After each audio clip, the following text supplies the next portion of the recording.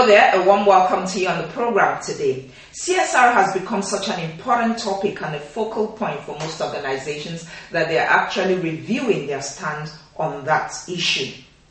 And then taking it further, it also then looks like a lot of local governments are shirking their responsibilities and leaving it for companies that operate in their communities. I don't think this is right because companies actually pay tax and it's the responsibility of government to provide amenities for their communities.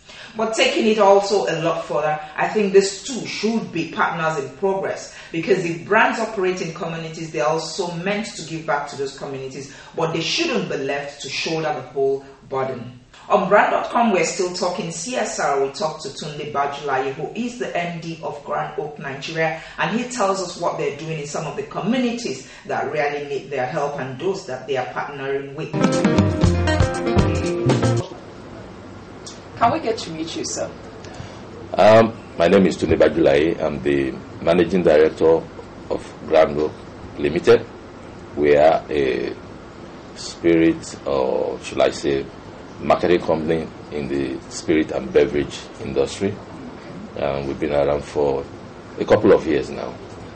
This particular company came into being in 2006, but we are handling brands that have been in the Nigerian market for quite some time. Can you give us a brief history of marketing in that sector?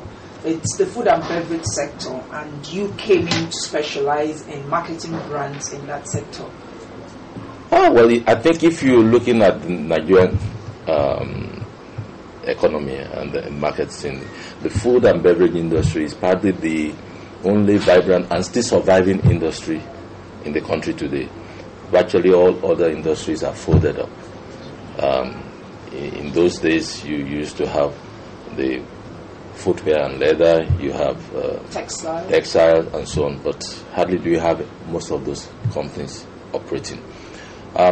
In the food and beverage, there are still a couple of companies that are strictly into marketing and manufacturing.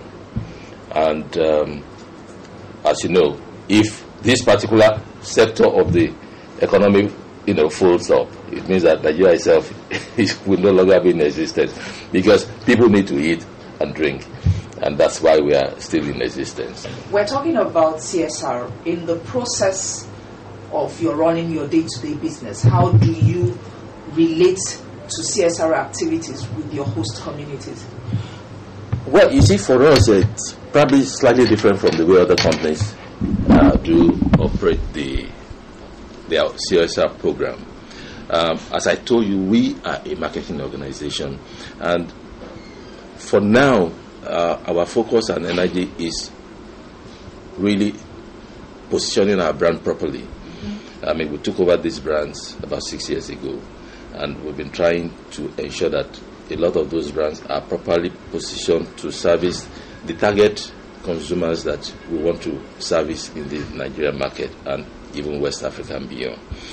So what we do even in terms of CSR is more related to what we expect the brands to do. And one of the two of our brands are actively involved in that at the moment. A particular brand I want to recall is Seaman. Seaman is a prayer drink. It's the drink for libation, and it's very, very, linked to the cultural heritage of our people. And therefore, outside the marketing activities that go on with the brand, we also ensure that the brand gets involved in doing other things for the community where, we operate. In taking that further, can you give us, this particular project you just worked on in Calabar, the Interior for Water project at the Calabar Eye Center? What informed your choice of this? Okay. Well, let me put it this way. Seaman, as I said, is a prayer drink. And that means that it's a drink that's supposed to bring enduring blessings. Because when you pray, when you have hope, you expect those good tidings to come. And what we found is that if we take Seaman, who to us is like an elderly wise man or woman who has all the wherewithal and wisdom, patience, and caring attributes, you will expect that wherever that particular person is in a community, he is there to make people happy. And for us in this company, we realize that in spite of the wealth of the oil, a lot of Nigerians are still suffering. And you don't even need to go to the rural area, but we decided to go to some of the rural areas and try and bring hope to people who have things that ought not to be a big problem. Take cataract. It's a very simple operation that can be easily done, and you bring sight back to the person. It is something that you cannot explain. It is those who have lost their sight that can tell you what it is like, because the whole spirit is in darkness.